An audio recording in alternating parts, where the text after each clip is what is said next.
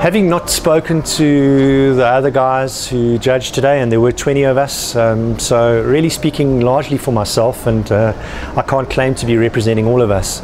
But I think that we have an inclination to be quite tough on ourselves. That's because we set our standards very high, because we want to be world class. But I honestly think that sitting through the work today, the outdoor, the radio, the television, the experiential, I was very proud to be part of an industry that's produced that work. There were a few roughies here and there, but I think third place at Ad of the Month is notorious for throwing those up. But if you forgive those, I think as a body of work, we should give ourselves a round of applause. I think that there's work in there that has won big at Cannes, and I think there's some work in there that's still going to win big internationally and hopefully at Cannes this year. I was very impressed, and I hope the standard continues to improve.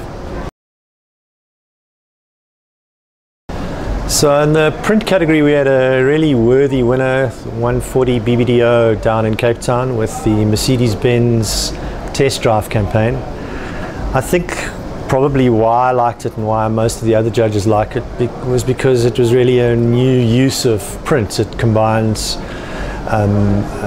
flat magazine with digital and mobile technology in ways that you probably wouldn't have been able to just a year or two ago. So very fresh work, and I think we'll probably hear about it for some time to come. Very nice stuff. Second was the Volkswagen Blue Motion campaign done by Ogilvy Cape Town. Once again, nice fresh use of media, an ad inside an ad. And then in third place we've got the Avis luxury car rentals, the school reunion ad, which was a winner at Cannes. Really funny ad, fantastic ad. The winner in the outdoor and ambient category was, I suppose, not a big surprise. It was Hunter Scaris TBWA's Endangered Wildlife Trust campaign. Once again, very striking work, and lovely poster stuff. It's picked up lions already at Cannes, so I suppose no surprise that it's a big winner at Ad of the Year as well. In second place we had the LG Electronics washing tunnel from Y&R. Also nice, really surprising use of outdoor space with a rugby team running into a washing machine with dirty clothes and running out again after half time with clean clothes. And in third place we had the Volkswagen marching band for the silent cabin of the new Golf 6, which won Grand Prix at Lurie's and featured again as a third place in Ad of the Year.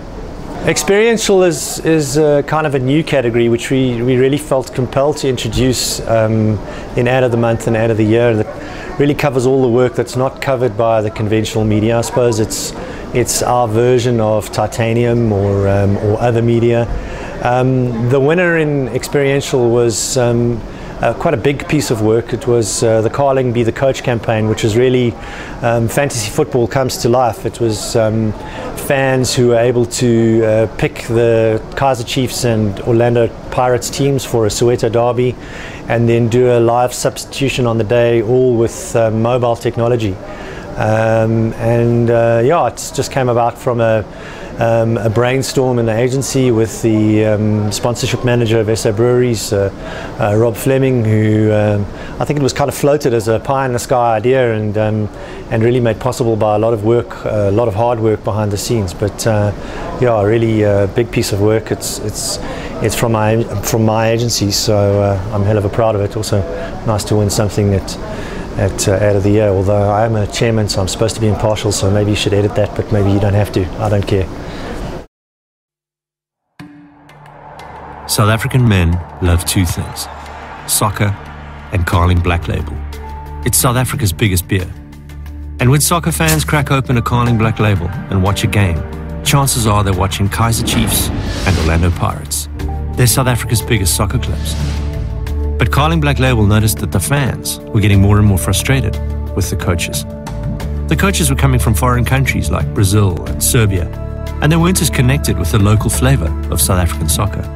The fans believed they knew their soccer clubs better than the coaches. All South African fans needed was a chance to prove themselves. So Carling Black Label gave the power to South African fans by creating the Carling Black Label Cup. The fans could pick the players for their team. The fans could make a live substitution on the day of the game. For the first time in football history, the fans could literally Be the Coach. We launched the campaign in TV, press, radio and online with Dutch coach Ruud Gullit. Soccer fans immediately began voting for the players they wanted in the team by using the unique code under the cap of their Carling Black Label. The only thing a fan needed to cast a vote and become a coach was the one thing South African fans already had, a cell phone. We designed and built a unique mobile platform that gave the fans a chance to vote for the players they wanted. We built a website where fans could see their teams and share it on Facebook and Twitter. After 7 weeks of intense voting, the teams were announced, as selected by South African fans. The campaign ignited fierce debate in the media between fans, purists, players, and journalists. Even the coaches got involved. One thing wasn't up for debate. South African soccer fans loved the idea. We received over 10.5 million votes in 7 weeks. Tickets for the historic match set new records, with over 85,000 fans attending and millions more watching on TV. The Carling Black Label Facebook page grew by 450%. Our following on Twitter grew by 600%. Over 83 million rands worth of PR was generated for Carling Black Label. The game itself couldn't have played out better. The first Carling Black Label Cup was decided in a dramatic penalty where shootout. he's going to place it. Orlando Pirates have won the inaugural Carling Black Label Cup. And even though Orlando Pirates won and Kaizer Chiefs lost, South African fans all celebrated their own victory because, thanks to the Carling Black Label Cup, they finally had the chance to be the coach. The second place was big favourites, huge crowd favourites, Wimpy Brailburgers. It went absolutely ballistic on the internet, hugely viral, amazing idea, and I think an example of what sometimes people criticize about experiential and small-scale outdoor work and experiential work, which is that, you know, only a couple of people are exposed to the idea, and I don't think that that's necessarily relevant as long as the thing is captured on film and travels on the web. And in this case it traveled far and wide, and hundreds of thousands of people have seen it and loved it, and a very worthy second place.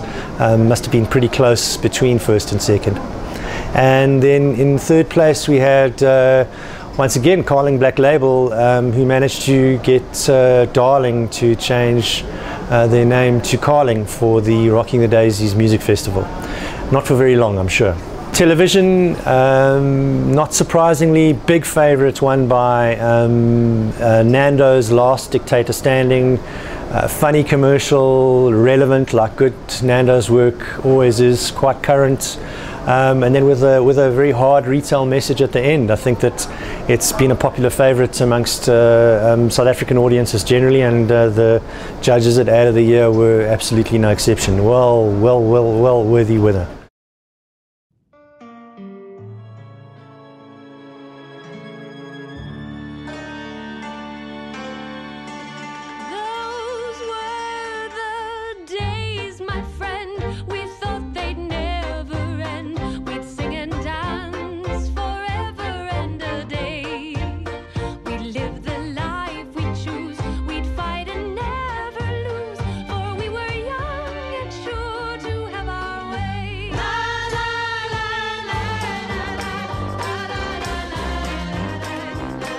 This time of year, no one should have to eat alone.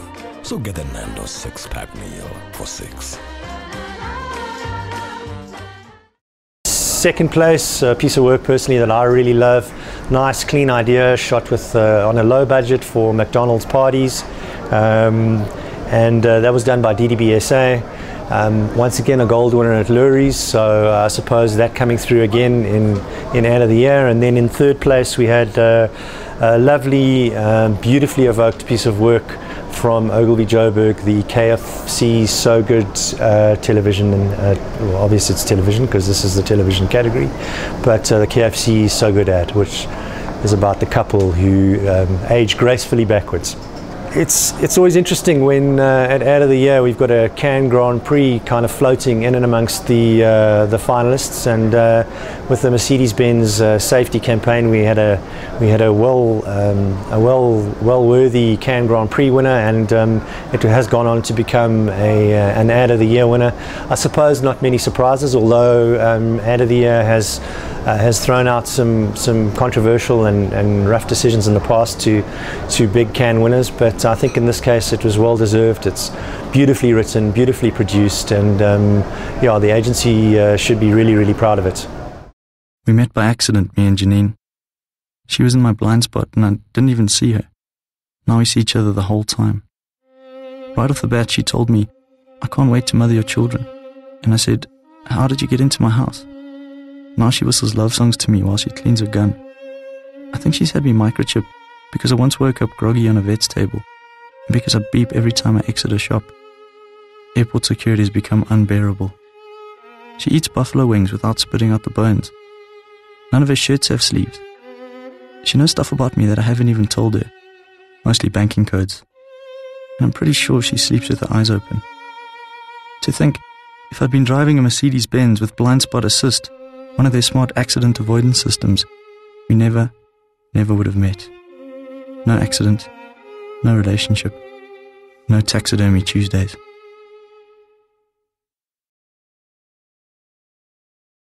We met in a little head-on collision. Now I'm Ted's best and only friend. When I draw my curtains in the morning, he's there. He sent me his hair cuttings and a bath mat lovingly woven from navel fluff. He likes to call often and say things like, "You have toothpaste on your left cheek," and "I like those boxes you're wearing." For my birthday, he sent me a half sheep and 27 emotionally fraught mixtapes. He is intimately acquainted with the contents of my bin. I know he's touched my earbuds. And he likes to knit things for me too. Things like ponchos, catsuits, and eye patches. To think if I'd been driving a Mercedes-Benz with lane assist, that nifty accident avoidance system, we never would have met. No accident, no new friend, and no hidden camera in the shower. Toby von Hubert and I met quite by accident. I was his first ever human friend. It all began when he gave me a selection of cheeses lovingly made by his own hand. To say thank you, I agreed to one Cluedo game. Now there isn't a night that goes by that I don't get guilted into an evening with Colonel Mustard. Toby used to be a prolific hand model. I've seen all his work, left and right, 89 through 2010. Sometimes, when I'm at the office, he sneaks into my home and sews elbow patches onto all my jackets. He says they're a sign of breeding. Even Toby's bathing costume has elbow patches. Thing is, if I'd been driving a Mercedes-Benz with attention assist, that smart driver fatigue prevention system, we never would have met. No accident, no blood brotherhood, and no Colonel Mustard in the conservatory with the candlestick. In second place, we had the radio version of the McDonald's television campaign, which also nicely produced and a really good evocation of the same idea on the radio, had a little slightly different twist to it, and I think that what did give it its strength is that the idea had a slightly different incarnation as a radio ad. And then finally, in third place, the Energizer hearing aids batteries campaign from TBWA Johannesburg in third place.